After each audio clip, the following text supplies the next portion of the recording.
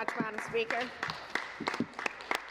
So I'm just actually listening to the member from Niagara Falls before I start off on my speech here, and I'm thinking, you want to spend billions to buy back a public company, and yet then spend billions to immediately increase the rates for small and medium businesses.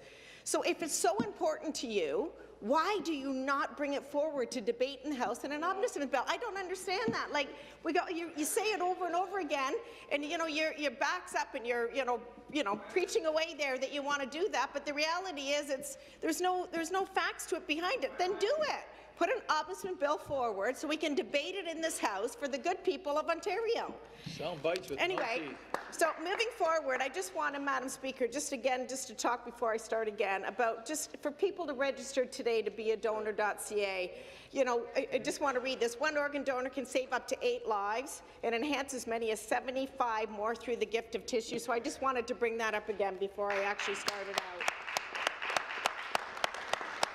I also want to say the member from Markham-Stouffville who's sitting behind me today, we come into this House and we listen to a lot of people debate and speak, and I have to say this, there's lots of people in here that you have an utmost respect for, but listening to the member who is actually behind me from Markham-Stouffville, it's an honour and a privilege to listen to what he says. He educates the good people of Ontario when he's speaking, and I'm very grateful that he's part of our team.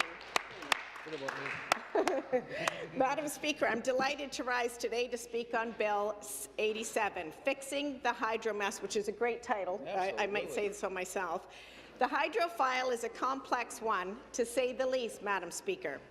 And while I am not in a position to say I'm overly familiar with it, there are some things that are very straightforward.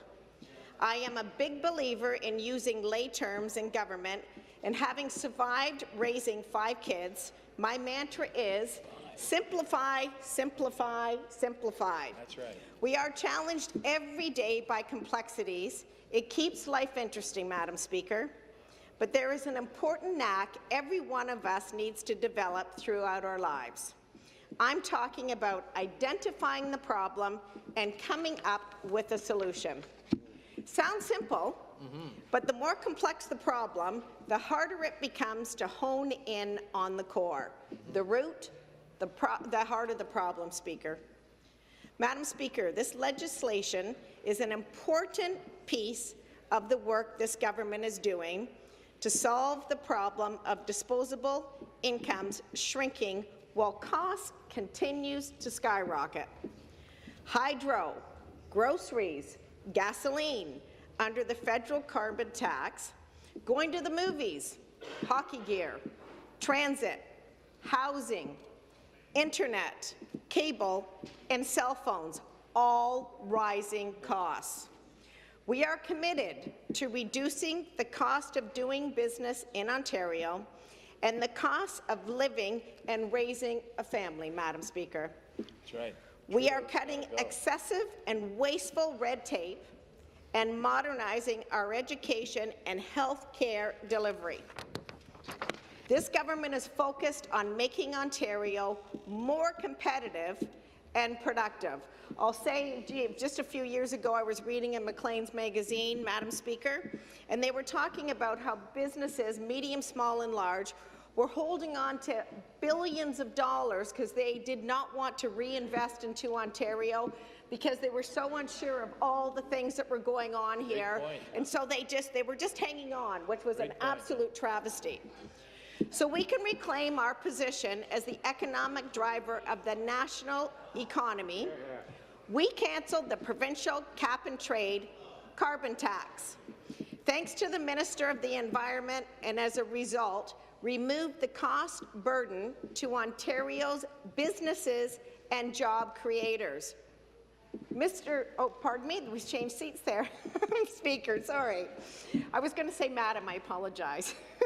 By ending this cash grab scheme, we reduced the price of gasoline by 4.3 cents a litre and reduced the average household's natural gas bill, Speaker, by about $80 a year. Wow, our government has repealed the Green Energy Act and saved Ontario electricity customers $790 million. Can you imagine? $790 million. We passed the Hydro One Accountability Act, which reduced and capped the ludicrous compensation packages that Hydro One executives were receiving, Speaker. With Bill 87, we are taking steps to fix some crucial systemic problems with our hydro system. On the hydro file, following years and years of Liberal mismanagement, problems were stacked on top of other problems and called solutions. But we all know that there are consequences for bad policy decisions, Speaker. Some of these consequences we, the people of Ontario, experience in our daily lives more quickly than others. The quick consequences of bad Liberal energy policy were skyrocketing hydro rates, businesses' failure, municipality and community unrest, and a loss of faith, which is so important, Speaker, in government to do the right thing.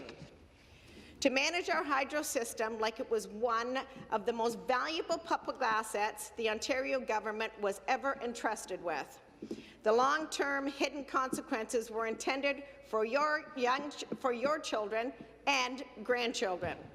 The Fair Hydro Plan the previous government told us would cost the province $45 billion while providing an overall savings to electricity taxpayers of only $24 billion, Speaker.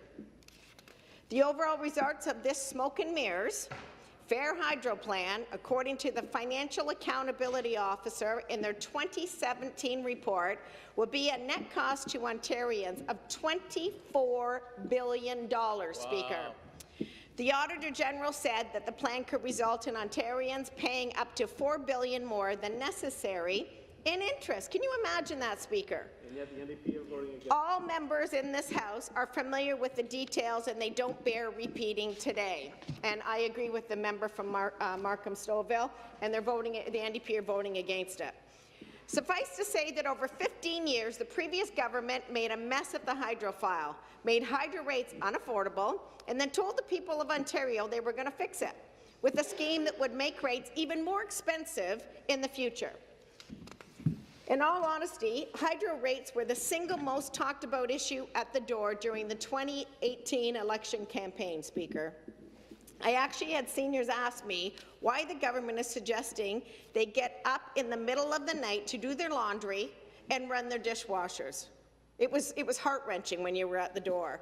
The seniors I spoke to in Burlington is fortunate to have the wisdom of a large seniors community, the beautiful city of Burlington, wanted to talk about how much pride everyone in Ontario used to take in our hydro system. Many knew someone who worked at Hydro. It was a celebrated public asset, and it gave Ontario the competitive edge among Canadian provinces and eastern seaboard states because our hydro electric power was plentiful and it was cheap, Speaker. Our manufacturing costs were kept down by lower hydro rates, our growing population had more disposable income, and no one, and I repeat, no one, worried about their heat being turned off in the middle of winter, Speaker. Ontario Hydro played a big role in making Ontario the economic engine of this nation. Back then in the Bill Davis era, people knew how lucky we were to have plentiful and cheap electricity, and they were proud of the system and how it was managed, Speaker. The situation is much more complicated now, but with proper stewardship, we will turn this around. That's right. Bill 87 paves the way for the refinancing of the global adjustment. This is very important, Speaker. In August 2018, the Independent Financial Commission of Inquiry recommended that the government adopt the Auditor General's proposed accounting treatment for global adjustment refinancing under the Fair Hydro Plan. Under the proposed legislation amendments, the government would directly fund rate relief under the existing framework while working to implement a single transparent on-bill rebate to replace global adjustment refinancing in November 2019. Under this new on-bill rate structure, the government would continue to fund a portion of the electricity system cost, but not specifically targeted at the global adjustment. This rate relief structure will improve accountability and transparency while aligning with the recommendations of the Auditor General and the Independent Financial Commissions of Inquiry. I have lots more to say. My time's up, but thank you so much for listening to me, Speaker.